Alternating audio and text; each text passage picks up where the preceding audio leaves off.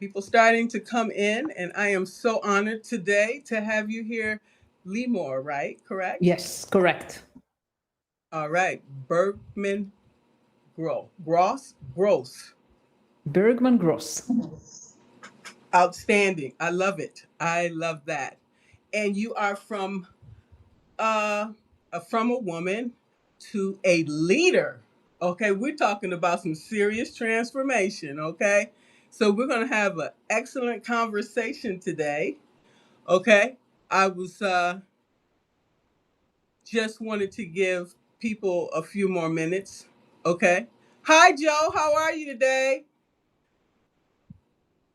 And that way we have much more people in attendance, okay, for you today because we're talking about a very important topic, women in tech.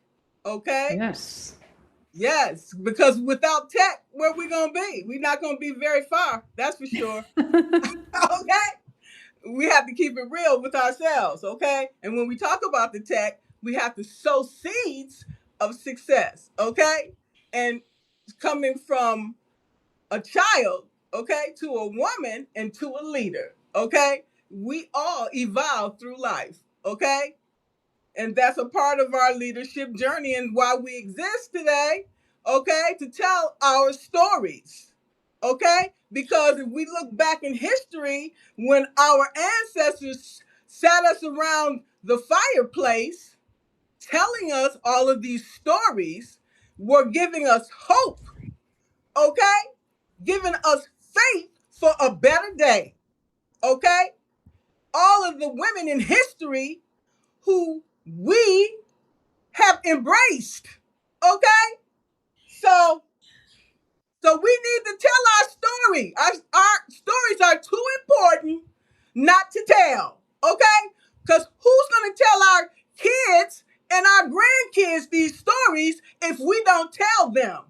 We want to be the one to tell them because we're going to tell them the truth.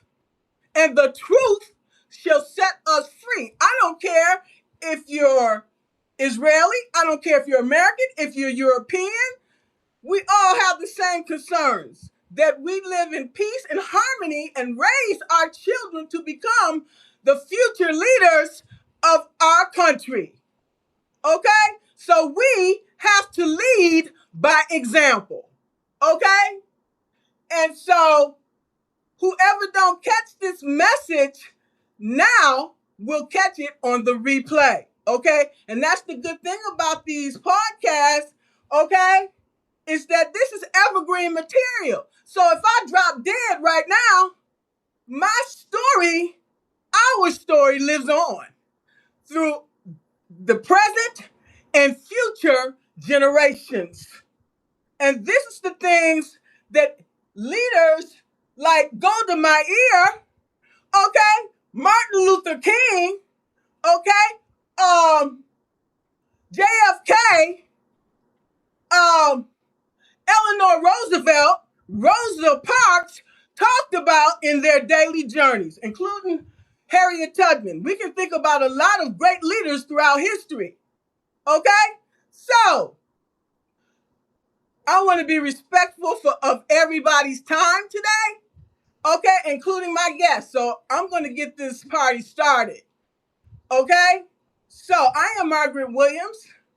I help women who have been marginalized elevate their voices, stop surviving power systems, and start leading with freedom, influence, and authority. Okay? Our ancestors paved the way for us. They gave us the blueprint in which we are supposed to follow. We just have to step up to the plate and be courageous. Okay? Things don't just happen. They don't just happen. So, my guest today, Limor Bergman Gross, is an accomplished executive leadership coach, international speaker, and former technology executive with over 20 years of experience building, leading, and scaling global engineering teams. Okay, she focuses on helping engineering managers, directors, and rising women leaders in technology shift from executing driven roles to position of strategic influence and executive presence. Okay, she is the publisher of From a Woman to a Leader. And so, Limor, I am very honored to have you here today. And I would like for you to talk about your leadership journey and what brought you to Substack. Yeah. So first of all, hi, Margaret. I'm very excited to be here with you today. Thank you so much. Thank you.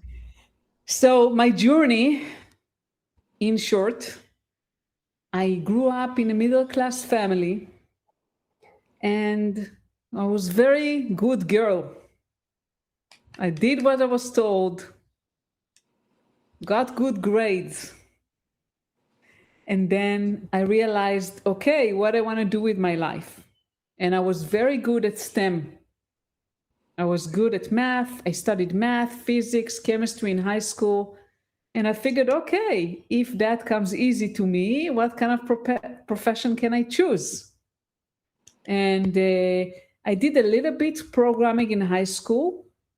And then after high school, I took a course at the Open University. It wasn't like today that everyone can just get all the information on, on the web.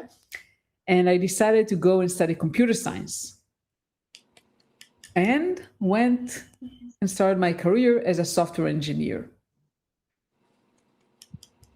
As I grew in my career as a software engineer, something interesting happened.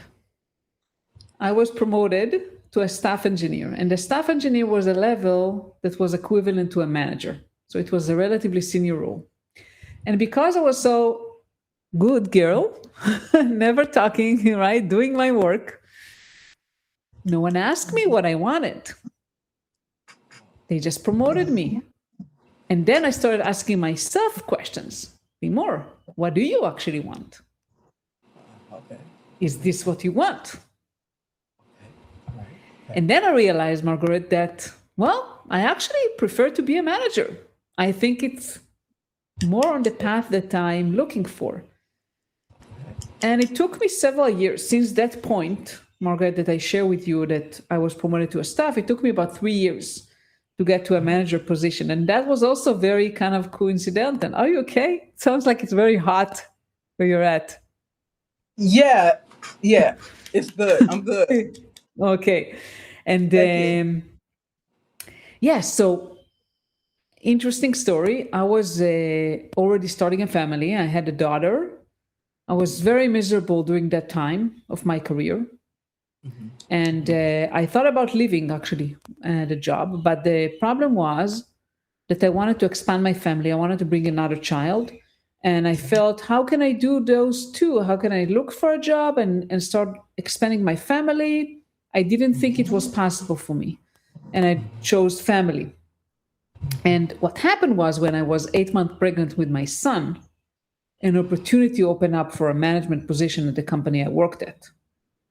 And with the encouragement of my husband, I wouldn't do it without him. I came with my, think about it, an 8-month pregnant lady walking in the corridors like that and saying, knocking on the door of the manager, saying, hi. He didn't know me very well. He knew who I was, but not really. Say, hi, I want to be a manager. And to be honest, if it was just me asking for that, probably I wouldn't get that opportunity. But what happened is that I had an ally in the company. I had a former manager who really believed in me and talked on my behalf when I was actually on maternity leave. So I went, I asked for it, and I thought, oh my God, I did a complete fool of myself. There's no chance I'm going to get that role. Who is going to take a pregnant lady who has never managed a team and give her that opportunity? But because of that person that spoke on my behalf, I think a lot of that is thanks to that person. I got that opportunity, and that's how I started my leadership journey. And since then, we moved to the US. I continued managing. I grew up in my career to a director of engineering. And upon returning back to Israel, I decided that I wanted to make a change in my career because throughout my career, I had a growing passion to supporting women in engineering and women in tech. And it started by mentoring, just at different platforms, mentoring women, supporting women that at a company I worked at, trying to hire more women, helping them grow. And at a certain point, I realized that if that's something I'm so passionate about, why not just make a living on? Why not just do it 100% of the time? Yeah, right. And that's what I decided to do about 6 years ago. I had no idea what I was going to do exactly. I just had this idea of supporting women, and I left corporate. We came back here. It was a good timing just to, for some reason, for me, like when you make a big change in your life, another one, it's like, okay, it's not so scary. So I started Yeah. coaching. Yeah. Okay. Go ahead. Go ahead. Yeah. So I started coaching, and at a certain point, I realized that I want to speak on stages, although I'm very, by the way, introverted and quiet. So I started doing that as well. So today I coach. I also do speaking engagements. And my mission is to help more women rise to the top, whatever the top is for them. So, how have you seen women's position shift in the STEM industry? Because we're talking about impacts of a lot of different industries. Okay, so what are you seeing? How you seeing things shifting right I now? don't know if I I mean, we don't know if started. they're shifting.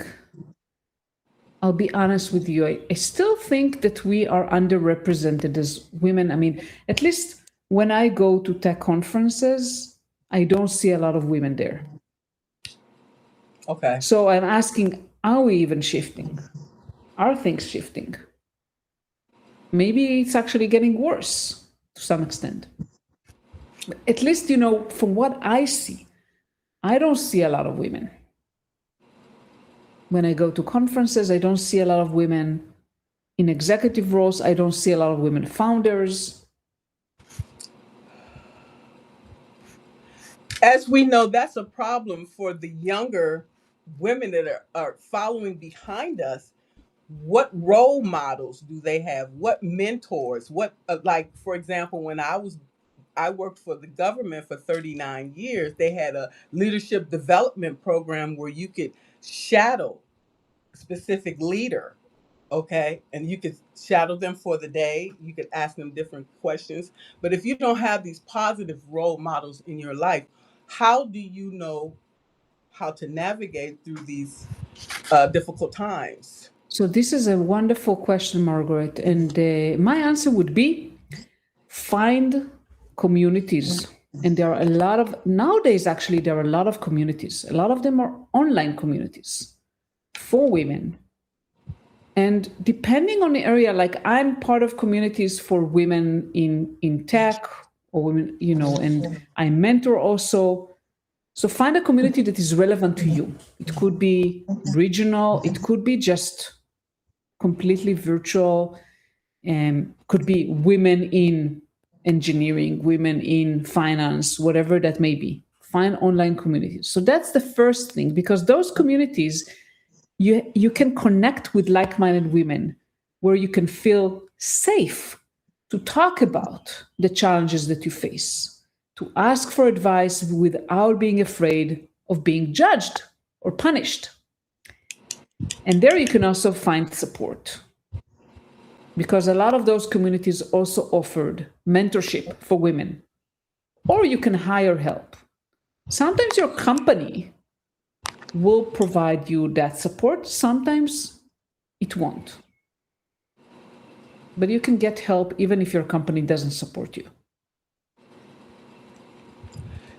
There are also sponsorships out there that people are not aware of, and that maybe only a select few find out about. Fortunately, maybe it's because you know somebody well, my mom, she's a part of this organization, and this organization is giving out sponsorships. They may be giving out maybe 3 or 5 for the select few. You might have to participate in some type of challenge or whatever to see if, to qualify. So it's good to find out about these things too. So it's all about who you know as well and who knows you. Absolutely. And I think who you know and who knows you is true both inside a company and outside a company. And for many years, as I said, Margaret, because I was a good girl, not many people knew me. So you have to really build those relationships intentionally, especially nowadays that we work hybrid and remote. Build relationships inside the companies and also find opportunities to build relationship outside the company. You can do that by, as I said, communities, different webinars. It could be going to meetups and conferences. Like every time I go to a conference, so I speak at conferences, every time I go, I meet a lot of people. That's a great place to connect. Also, trade shows as well. Network events. You have the DNI out there. I'm not sure about um, what it's about, or what there's probably potential with everything, but you have to figure out where you are best serving your time. Okay. I think we have a question here from Savio. Okay. And Savio asks, as a male, how can I champion this woman-led movement? You're probably doing that already every day when you're supporting your sisters, when you're supporting your mother, when you're supporting all the women in the community, the women that you work with. But if you want to take it to a higher level, then we have to look at, okay, who are we voting for at the ballot box? How can we get more involved in knowing which candidates are out there? Because when I get a ballot, I don't know these individuals from Adam. Okay? So I can make more informed decisions. How can we make more informed decisions? Okay? Because all the decisions we make today is going to impact us tomorrow and in the future. And as well as our offspring and the people that we have to take care of. Okay, so every action that we make, there's an equal and opposite reaction. And so we need to be mindful of that and intentional on what we are signing up for. Yeah, I can share, Margaret, what I did, and maybe that will help you, Savio. So first of all, I mean, if it's in the corporate environment, like looking at hiring, like how many women do you have, and how much effort are you putting into finding women? And in my field, I manage technical people. It was not easy to find women. And a lot of times the recruiters told me, oh, there are no women in the pipeline. And I said, how can that be? And I pushed them really hard. Actually, you know what I was doing? I was looking myself for viable candidates on LinkedIn. And I remember at one point I sat with a recruiter and I said, come to my computer for a second. I want to show you something. And I showed him like how I do a search and how I see women. Like, why don't you just be proactive and reach out to those women? So it's a lot about awareness and putting the extra effort. And this is just hiring. Now, if you have women inside your company, how do you make sure that they're successful? How do you make sure that they feel comfortable? How do they make sure that they're supported?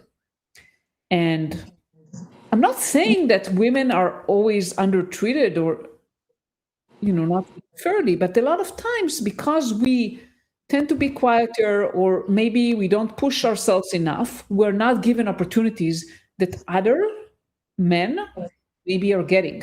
So identifying women in your company that maybe are doing a great job, but don't get the visibility that they deserve and the opportunities they deserve, and speaking for them, sponsoring them, speaking for their behalf, becoming their ally, like this man was for me. when I was nominating myself for a manager position, helping women inside your organization. How can you help them? Now, the questions that you were asking, these things should be already defined in the mission, the purpose, the vision. Okay, with a shared interest and a shared interest and shared anyway. You know what I'm saying. And if you don't have that in place, then the first place I would start there. Okay, as a interviewee. Okay, I want to come in and have an understanding of what the culture is. If I get a sense that it's against my values, then I would choose to walk out the door because I know that the results for my good is not going to be there. People that look like me are few in between, and that siren is loud. Okay, that it's not going to end well for me. And I knew that at my last job, but I was just trying to hold on long enough to get to my retirement. Okay, because I'm like, what the worst they can do? I done made it 39 years, but it was enough for me to walk away. Okay, Yeah. so so it was not designed for somebody like me. It was set up for a person like me to fail. And knowing that going in, I just took a chance anyway. I just took a chance anyway. Good for you, And Margaret. yeah, and so it is what it is. Then we have to always figure out how we're going to pivot. Okay, because the person I was back then, I am no longer. Okay, and just like you are no longer that person either. You have evolved. Yes. And you know something, I want to say something about like women and also women of color, if I may. Yes, please. So I actually realized along my career. So when I was heavily involved in women ERG. Do you know what is an I don't know if our audience know what is an ERG. It's called Employee Resource Group. A lot of companies have employee resource groups. It could be people of color, it could be women, LGBTQ, whatever. And those groups usually have an executive sponsor and sometimes some budget, so they can organize different activities. And I was heavily involved in the women ERG in the company. And we have an executive sponsor. She was the chief people officer. And during those discussions, I was amazed of how privileged I am as a white woman because I heard the stories of Black women, how they are mistreated, and there's so much bias just because of their color. So I wish the message that I want to give here, I guess, is that when you see someone that may be mistreated or there may be some bias, maybe even you have bias towards them, try to really take a careful look at that person and see how can you help them and how can you, as much as possible, look at them without judgment and put your own thoughts and opinions aside. And this is not easy to do because we all have different biases of people. We see someone and within seconds we decide about them. And a lot of You times that, yeah, go please go ahead. ahead. No, please. Yeah, and a lot of times that initial kind of first interaction can really determine if that person is successful or not.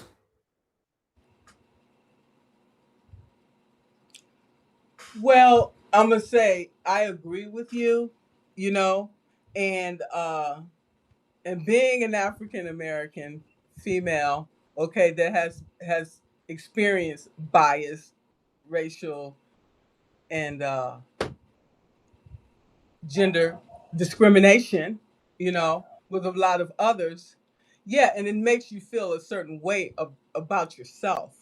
It makes you want to try to conform. To try to conform is to dim your light, okay? And thinking that that is going to help, but it does not. So speak your truth instead. You're going to be ostracized and you're going to be persecuted regardless. So if I'm going to go out, I'm going to go out with a bang. I'm not going to go out uh, down here and forgotten, because people, when you die, people are going to talk about you anyway. They talked about Jesus Christ. And I always tell myself that when I get down on myself about something, I'm like, you know what? They talked about Jesus Christ. So who am I? Who am I? So get over yourself and get you back out there and do what you need to do. Okay? That's what I have to tell myself. Suck it up and get back out there. Okay? When you playing a game, okay, it's like the water boy. If you playing basketball, baseball, football, the coach gonna say, get over yourself. I don't care what you screwed up. Get back out there. We gotta win this game. Okay? That's what it's all about. Put your ego and put all the other stuff aside. And that's where we at today. Okay? And that's what we have to do. We have to grab ourselves from the grips of despair, get off the ground, get off the pity pot, because nobody's going to come to save you, and do the work. And that's how we win. That's how we win. I don't care how many naysayers out there. I don't care how many haters out there. Get up and let's do the work. Yeah, I'm into that. But I will say, Margaret, that not everyone is so strong as you are. And a lot of times... It's not just me. Because if you had given up, where would you be today? Completely agree with you. And that's why we need people like Savio to support us, to help us. And another thing is like that I wanted to also to mention is about being different. So what happens is, and I notice this in companies, not just related to gender. A lot of times, so people hire people they used to work with, right? I'm sure that you've seen that. People hire people they know, they used to work with, and they get along with. And there's nothing bad about that. But a lot of time, the downside is that it creates this kind of close-knit group, that people that know each other. And I faced it at least once in one company I worked at. A lot of people came from the same company and they were like thinking the same, operating the same. They have this, mentality. And everyone else was left out. But actually look at it on a completely different way. It's a good thing to be different. It's a good thing to think differently. It's a good thing sometimes, to have heated discussions. I'm glad you mentioned that. Before I forget, let me interject here. And this, what you're talking about is called nepotism. It's called favoritism, okay? And it's called groupthink and keeping the status quo. So that's how you do that. You hire people like yourself that you can control and you can manipulate. When you tell them to jump, they'll say how high. If you tell them this is this decision you need to make with this, then they'll do it. And you working in a system, a silo system like this, there is no way for an individual like me. Perhaps you have better chances of winning in a system like that than I do. I won't stand a chance in this type of system. Yeah, probably I would have better chances, but also for me it wasn't easy, and I always try to show that being different is an advantage. It is. It's an advantage because when you have different people from different backgrounds who think differently, it just brings a lot of goodness to the company. It does. And it also increases productivity, and it also increases exponential growth, okay?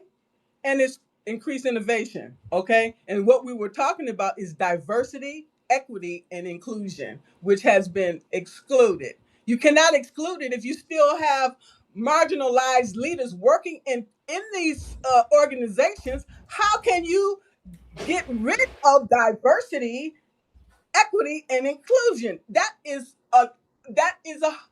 called hypocrisy.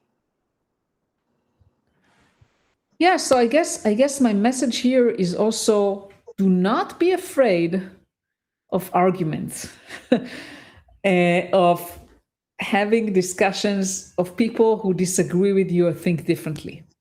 Because a lot of times it feels uncomfortable. And people say, "Oh, this person don't know what they're talking about. I know what we should be doing." So open up your minds and try to listen and to hear different perspectives. You may learn something. Right? And if you're not willing to do that, then you need to be somewhere else. Okay? This is not a place for you. Okay? Because we're about evolving, we're about awakening. Okay? We're about ascending.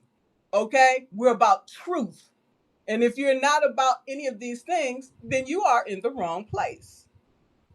Honestly. Yeah, absolutely. I spent 11 years in Israel, okay? 6 years I spent in I lived in Beersheba, okay? Uh-huh. Okay, and 5 years I lived in Herzliya. So I understand Israel and the Israeli people very well.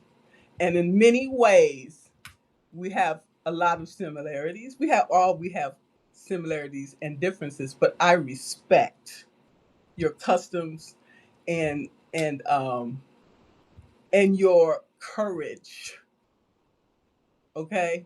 And the things that I faced in my life is no comparison to, running from mortars, but I did it when I was in Israel, and I it just brought a whole new meaning to life for me, okay? And so as far as I'm concerned, you're my sister, okay? And I truly Yeah. mean, okay? Thank you for saying that. And my experience, is that when I lived in the US, there's so many people from so many countries, from so many backgrounds. And there is no one type of person. I worked with people from different backgrounds. And I see that as a great thing. It's incredible because you learn about people, about the cultures. I'm fascinated by that. And I wish that everyone will look at that with curiosity, with opening their heart and minds, regardless gender, men or women, just everyone, no matter where you come from. It doesn't matter.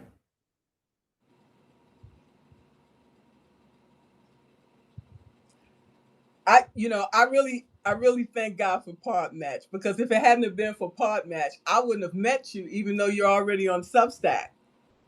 Yeah. Yeah, and you asked me about Substack, so I'll just quickly share that during my work, I told you I left corporate because I had a passion for supporting women, and another passion that grew in me was really to share to the world things that I'm doing, and share my wisdom and help others also through different avenues. So I started my podcast, From a Woman to a Leader, where I interview women around the world. And I started a Substack publication because Substack is such a great platform for people to connect. Yes, yes, yes, yes, absolutely. And I And want that to is, encourage all of the people here, if they are not writing on Substack, yeah, share your wisdom with the world. and that's also how I met Savio, is through Ah, Pod Match, okay? And we are now fantastic. connected, and also through LinkedIn. So that's how we make connections. We can't just look in one place. Multitude of places to make connections. I've made internet connections internationally, and I'm still doing that. So everything that we bring to Substack, we utilize. It's a resource, internal or external. Utilize the gifts, the skills, and expertise that we have at our disposal. Absolutely. Yes, and so looking at your expertise is just so expansive. Engineering leadership, director of engineering at Digital Ocean. Okay, talk about your global experience and global growth.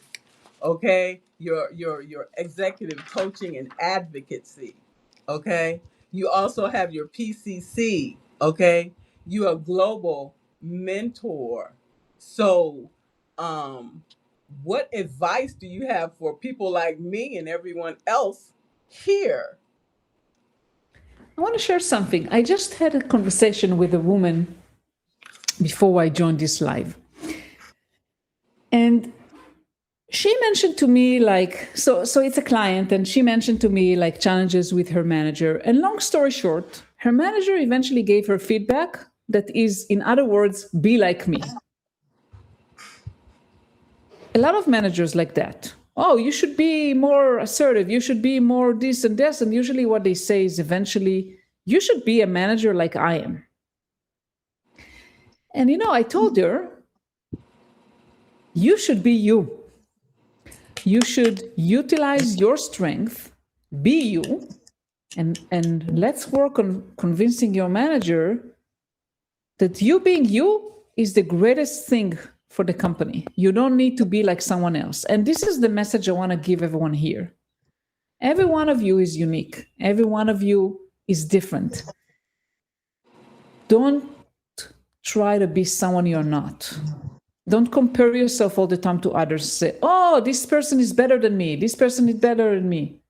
Think about, what are your qualities? What are the things that you are bringing to the world? And how can you make your impact?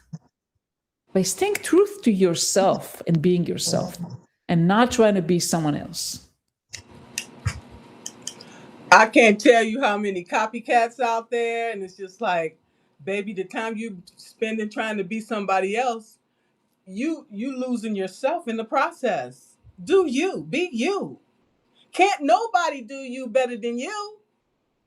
And that's what people fail to realize. And I did too for a while, and sat in this emptiness, while time is passing me by.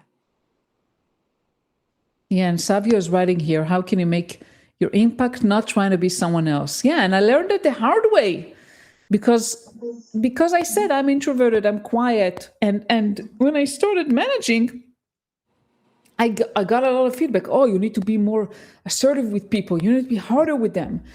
And I tried that for a little bit, but it didn't work because I wasn't true to myself.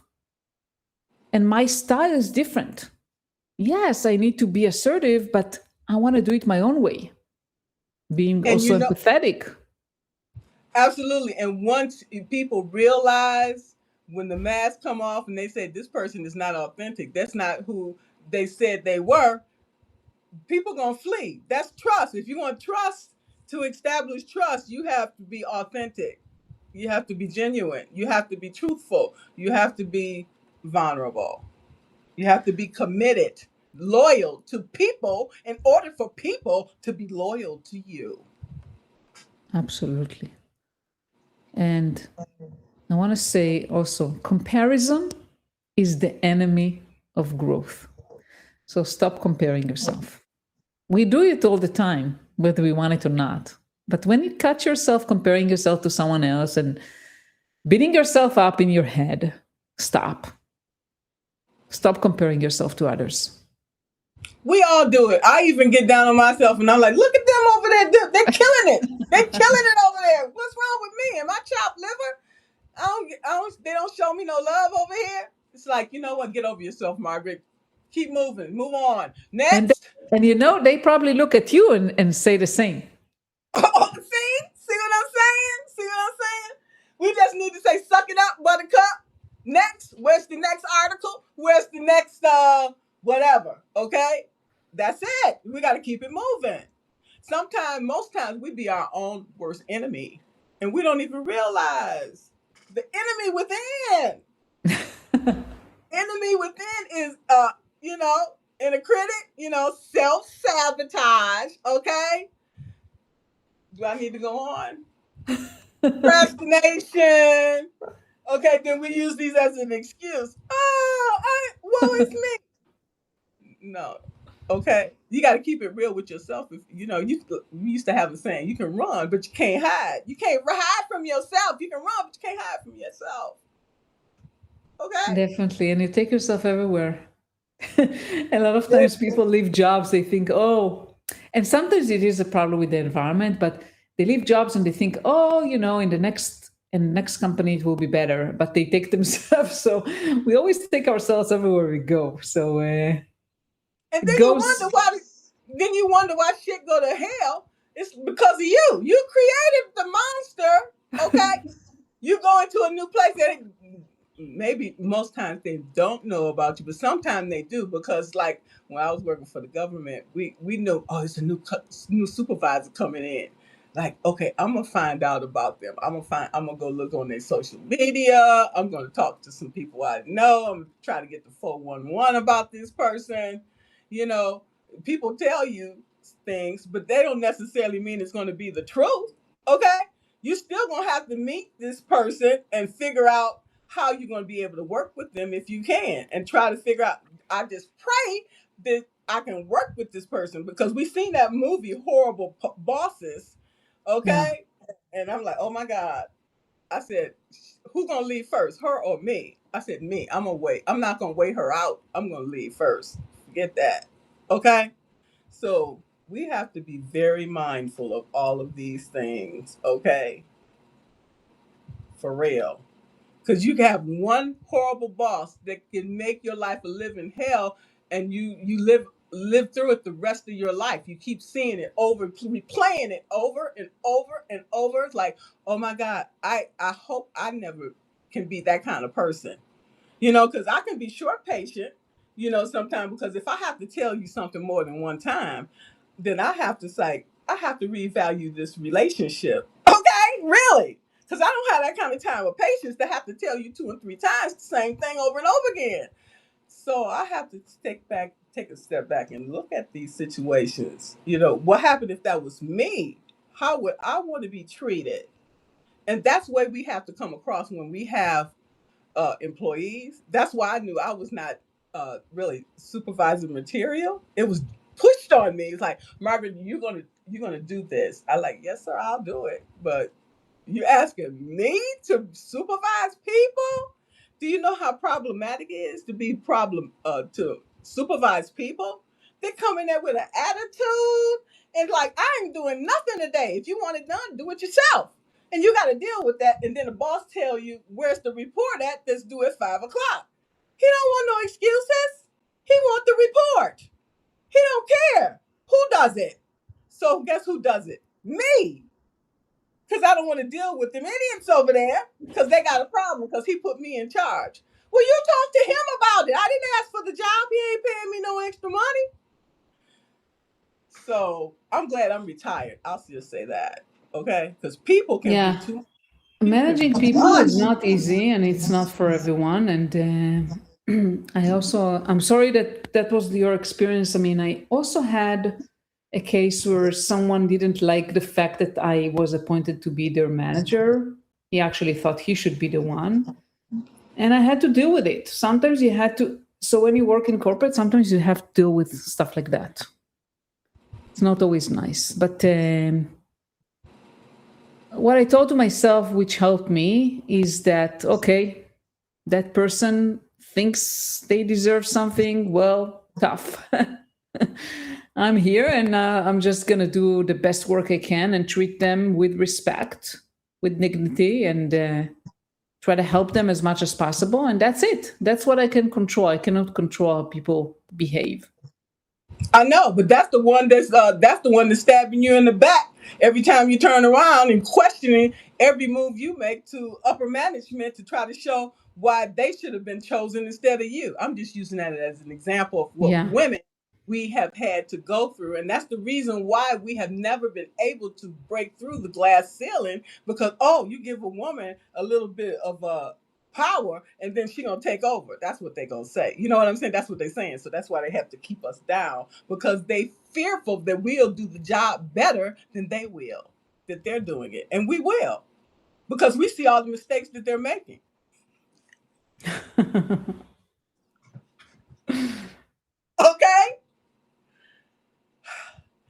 what they do instead? Oh, well, they'll keep you down by, giving you bad performance ratings and making it impossible for you to even apply for a promotion. Or they'll tell the prospective employee, I don't think you want to hire that person. You know what I'm saying? They keep you down in so many different ways. Okay, keep you from moving up. So the only way up for many of us is out and to become entrepreneurs. Sometimes it's that way. I haven't experienced exactly what you described, but I know it happens, and yeah, and sometimes you have to leave. Sometimes there's the only way. If you're Yeah. in an environment that is toxic, that is not supporting you, and people stab you in the back, as you said, like that's not an environment you want to stick around. No, because you can never win. Yeah. You go always end up with the worst end of the stick. He said, man in the mirror. Yeah, well, when people are in power, they don't think about that, okay? They just think of ways that they can stay in power. You look at our systems, okay? And that's the way it is. How do you stay in power and control? Through manipulation, okay? It is what it is. It's okay as long as it's for our benefit, but most times it's not, okay? People's ego get in the way, unfortunately. And that's why I always ask myself, when I'm making certain decisions, am I doing this for my good or am I doing this for the collective good? We always have to ask ourselves that. Yeah. And I think I'm generalizing here, but I think women usually act more for the greater good than for their own good or for their ego. I'm not saying that all men only are driven by their ego, but I think in general, men are more ego driven. And excuse me for the men here if I hurt any of you, but that's what I've seen. Joe said, Xavier, women don't need a personal hand up. We need a misogynic roadblock removed. So we're with the guys, don't tolerate that culture. We then find our own.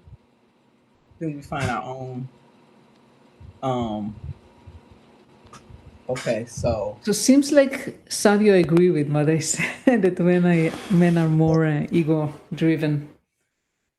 when we look at society, and we look at history, I would have to agree. Really, I would. Yeah. It is what it is. So how do you remedy that? I don't know how we remedy it. What we do is put more women in power. That's the only way I see it happening. Okay? If we ran the family, okay, and raised all the children, why can't we run these organizations? We can Many in absolutely. many instances we are already, like yourself, directors and founders, and you know so other than ego preventing us from gaining more positions of power. Yeah, I think we need also more supporters. We need more allies. How And do you, how do how do we gain more subscribers? I mean supporters. Because it's saying it is one thing, but getting it done is another. I I think think with it's about being intentional about it and building relationships with people who can support us. That's what worked for me, at least. Because one person in the room you're not at speaking on your behalf, and usually if it's a white man, is way more impactful than 10 meetings you will be speaking for yourself. So you need to understand like who are the important people that you should build relationship with. And usually the way to build relationship with them is to be curious about them, what they care about, how you can be of service, how you can support them. And usually when they do that, they will want to help you too. And that's what I've been all about. See, most people, a lot of people, they're all about what's in it for me. What can you do for me? And when you come to me with that attitude, you won't get nothing from me. Period. You can say, you can just walk out the door that you came in. Okay? I have nothing for you. Yeah. And that's how you can tell whether a person for you or not. If they come in with their hands out, baby, Focus Hope or whatever's down the street. Okay, I am not the Salvation Army. I'm not Mother Teresa, and I'm not trying to be Mother Teresa. Okay? How can we build something together? Now, if we can't talk about that, then we have no conversation. That's where I'm at today. And we need to have these tough conversations, and we need to be selfish, and we need to have boundaries. Okay? Yeah. Because when I look at Golda Meir, when I drove down that street, beautiful street, and I thought about her, what are all the positive attributes that she possessed that you even incorporated in your own leadership?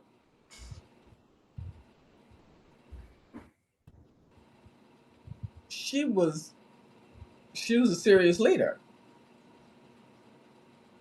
And even like Margaret Thatcher, a lot of people didn't like her, but she was powerful too. You know, Yeah. when you think about these powerful women, what are some of the attributes that we can instill in ourselves? I think strong women, I think the problem is that strong women are, it kind of plays against them. So they're seen aggressive, hostile. But if a man is aggressive, they are not judged for that.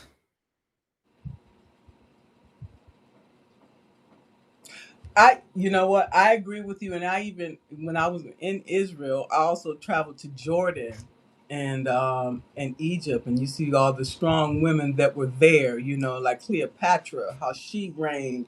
You know, and her name starts with a H. I can't pronounce her name. All these powerful women that reigned.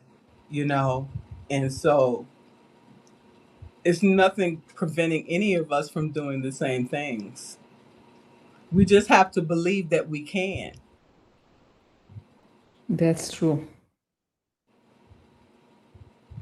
So you demonstrate what is possible.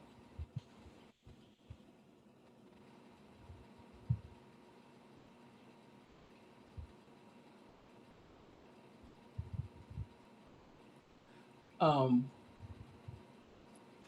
Institutional racism and misogyny are so bad that we do need white man and women heroes. I'm trying to figure out how we can all work together, including white men. But do white men want to work with us? Is the question. I think some do. Okay? Some definitely Because do. sometimes I feel that they don't, because they feel that women we are too strong, and that we are rising up, and that we're trying to forget them, and we're trying to push them aside. That's what I'm feeling. I'm just telling you what I'm feeling. And we're not against white men, or any man for that matter. And see, that's why I like Savio's thing. How can we help? Okay? This is not about banishing men or Of beating course them up. not. Okay? So, uh, but yet and still, we are equal partners, and we should have a place at the table. We deserve that.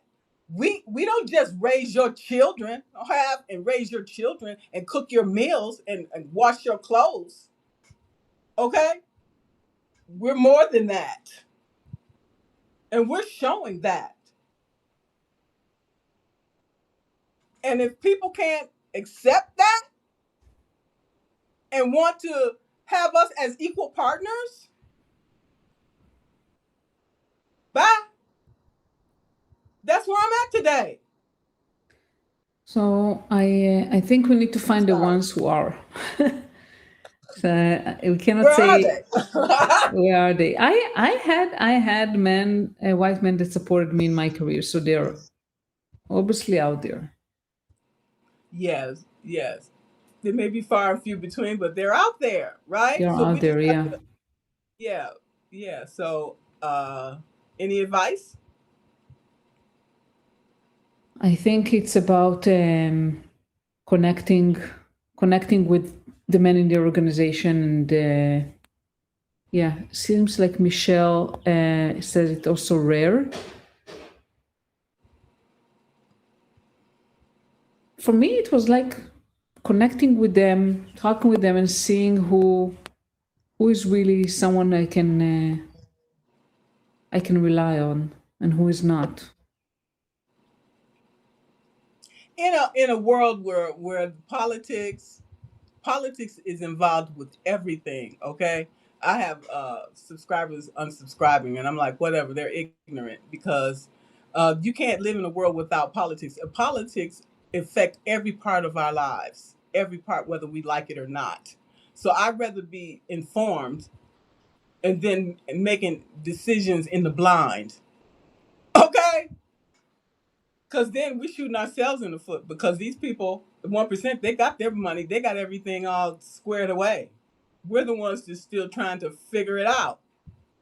Okay? So Yeah. I just hope the conversation wasn't making you uncomfortable, but No, of course not. it is what it is.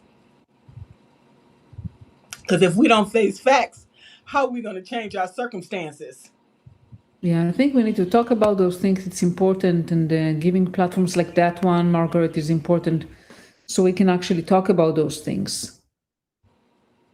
And finding the men who will support us. Okay? Because we cannot do it without them. No, we cannot. And we know that. Wouldn't want to do that. We're trying to come together. We're not trying to uh, continue fighting among ourselves because we cannot win fighting among us, continuing to fight among ourselves. And we know that.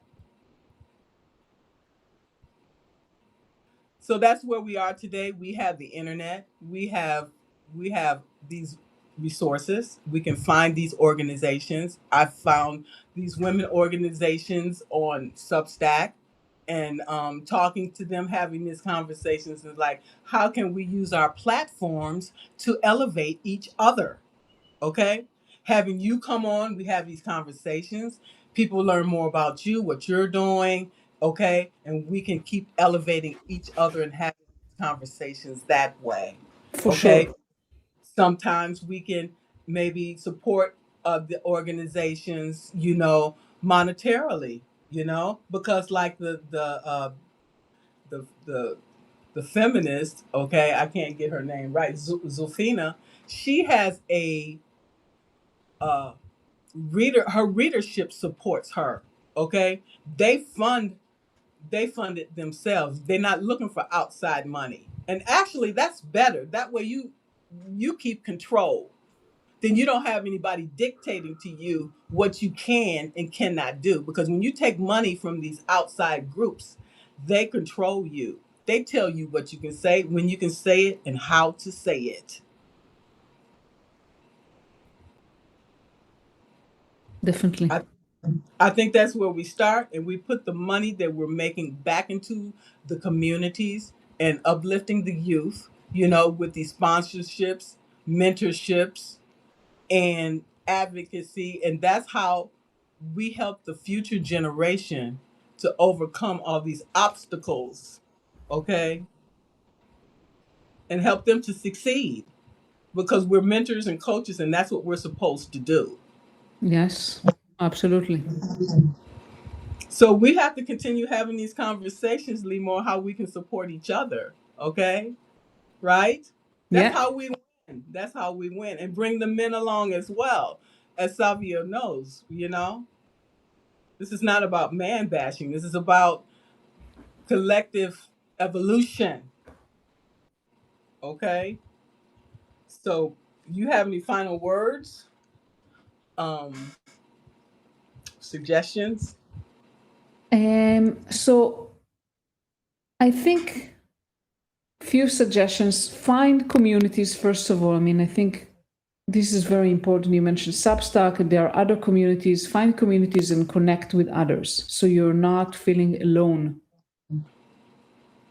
I also recommend everyone listening in, you have a voice, use it. It's so easy today. Substack, it's free. You can just start a publication, start a podcast like this one, and support others. Give back, whether it's money, whether it's like volunteering, mentoring, support others, lift them. That's how we give back every day. Yeah. We're doing it and we don't even realize it.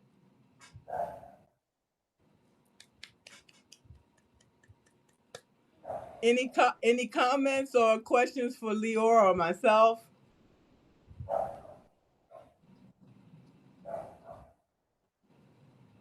We're going to continue on this path regardless of who's with us or not, because I'm going to stay on the path. And so whoever with us, let's go. We're going places, okay? We're going places. And I want to thank you so much, Lior, for I didn't even realize that we were already connected when I got your when I said let's go on Podmatch. I'm like, wow. Okay. Yeah. Thank you so much, Margaret, for bringing me in, and really enjoyed the conversation. And I want to thank everyone who participated. Thank you so much. And we have to keep in touch. And I'll talk to you soon, Savio. And thank you all for coming, and thank you for your time. And you all enjoy the rest of your day or night, wherever you are in the world. Thanks again. Thank you. Bye. Bye. All right.